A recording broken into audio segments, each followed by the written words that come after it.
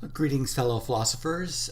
This short little presentation want to talk about Immanuel Kant and prepare you for what you'll be reading about him in the reading for this week.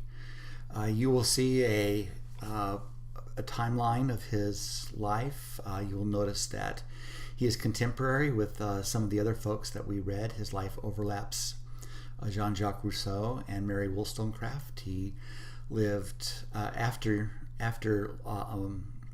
John Locke, so even though that he might have not known him personally, wouldn't have known him personally. Obviously, he was certainly aware of his work.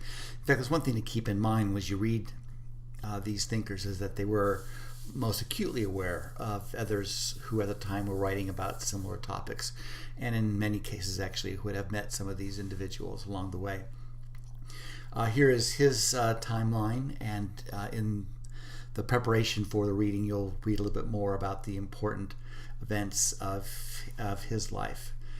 You will see towards the end of his life the beginning of the French Revolution, and you cannot separate the writing of these individuals and some of the ideas that they championed with some of the historical events that occurred around them. We saw how John Locke influenced the American Revolution. Rousseau obviously was a key intellectual figure in preparing the country for the French Revolution. So these things all do interact and interrelate, and the ideas that people propagated were important foundations for the action that many individuals took. You'll see from the reading, Immanuel Kant champions the idea of discipline. In fact, some people call him Immanuel Kant because of his insistence that a life well lived needs to be a disciplined life. And so if you can imagine a continuum where you have extreme freedom on the one side, Jean-Jacques Rousseau would be over there, and discipline on the other side, where Immanuel Kant would be situated. You also can think of the countries in which they lived as either being reflective of or being influenced by their writings, and maybe a little bit of both. So you have the German Immanuel Kant, who lives in a country that is noted for its discipline, and you have Jean-Jacques Rousseau living in a country, France, that's known for some freedom and expression. So these things can't be separated from the worlds in which they live, and they are kind of a reflexive relationship with that world. They're reflected by it and then affected it themselves. As I mentioned, heavy emphasis on discipline, and you will catch that in the reading.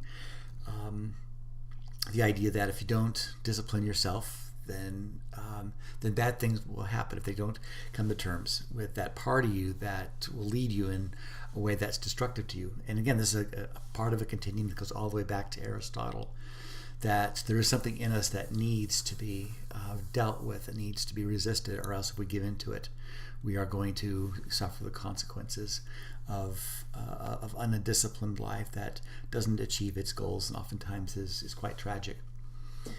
You might have heard this phrase before.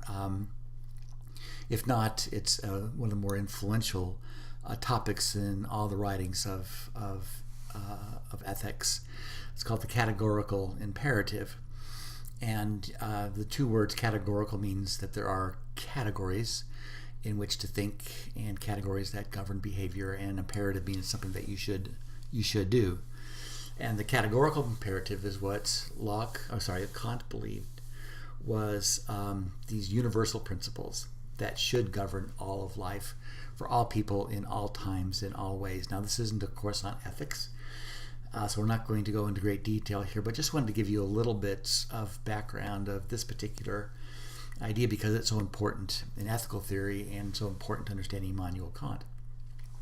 So the categorical imperative, you live your life as though every act were to become a universal law.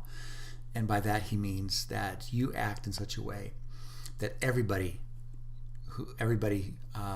should act in accordance with that way of living. And if everybody didn't act that way, the world would be a less safe place, a less prosperous place, a less successful place.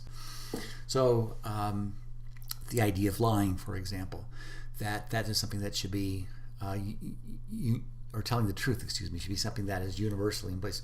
Everybody in all times and all ways should tell the truth, should respect human life, should be individuals of integrity. So these things that are things that you shouldn't make exceptions for.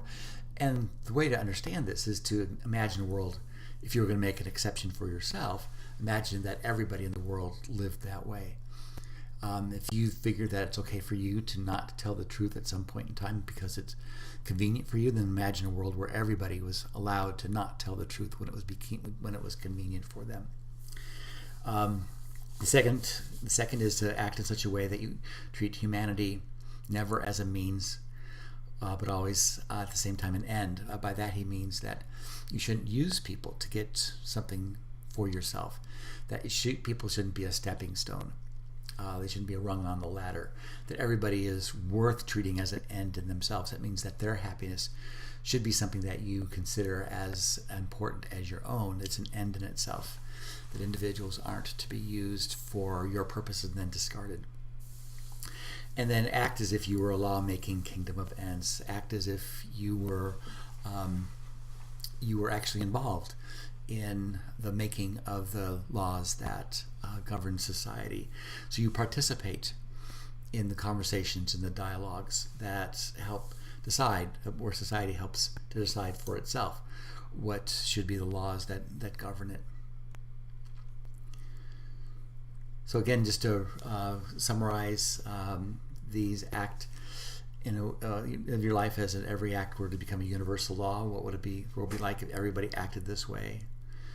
Act in such a way that you treat every human person as a means, not as a means, but as an end in themselves. And then that you are a part of the process to help make these universal laws.